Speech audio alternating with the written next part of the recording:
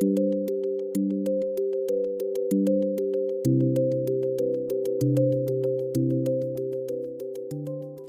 in this video I'll be working with Winsor Newton Professional Oils. I'll be showing you how to make luminous browns using a palette of only primary colors.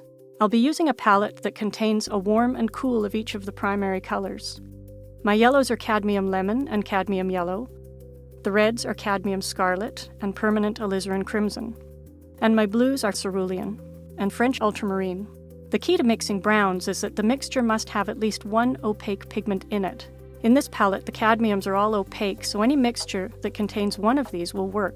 Brown is simply a low chroma orange, so I'll first mix an orange using one of the pairs of yellow and red, and then add one of my blues in small amounts.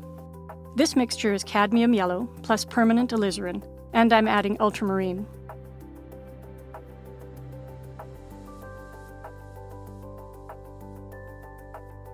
You can see that I get a rich, dark brown. I can lighten it slightly by adding more yellow, but because alizarin and ultramarine are both transparent and dark, this mixture won't make light value browns without the addition of white. You can see that adding a bit of titanium white creates a cool, lighter value brown. But to maintain the richness of the pigments, I try to avoid white. So if I need a lighter value brown, I'd start with my lighter colors: cadmium lemon, cadmium scarlet, and cerulean. The resulting brown is lighter than my first mixture and maintains its warmth because I haven't cooled it off with titanium white. There are many permutations of brown within this 6-color palette. I can add cadmium yellow to cadmium scarlet and add cerulean.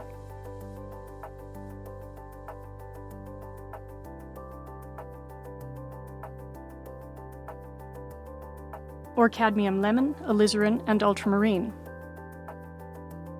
By varying the amounts of each pigment, I can modify the hue of the brown as well as its value. You can make rich browns by using many different primaries, not just the ones I've shown. As long as at least one of your primaries is opaque, the results will be beautiful and complex.